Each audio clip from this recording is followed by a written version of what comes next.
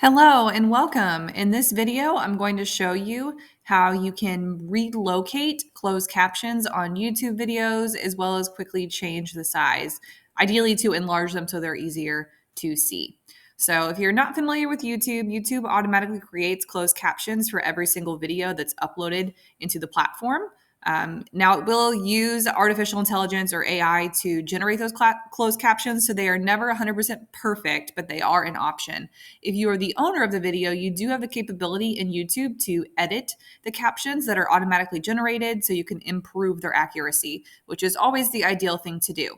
If you're not the creator, then sometimes you just have to go with whatever the person has uploaded on there. So if you're wanting to give your students a more accessible option here, closed captions are a great way to just boost the accessibility of audio and visual content in the classroom.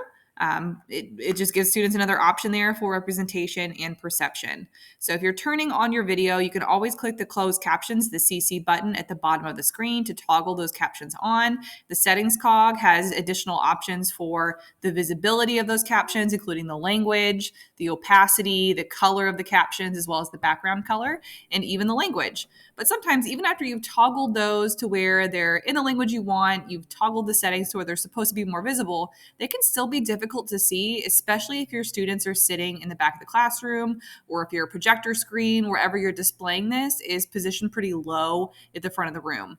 When I was in the classroom, my screen that I would project on and show videos on was positioned pretty low. So my first 3 rows could see my closed captions pretty easily, but it was pretty difficult for my students to see at the back of the room. Well, if you didn't know this, you can technically relocate those captions to the top of the screen, so it's a little bit easier for all the students in your classroom to see. So what I'm going to do is just turn on this video here, and if I click the play button, it's going to play. I have my captions turned on already, so you can click that to turn them on.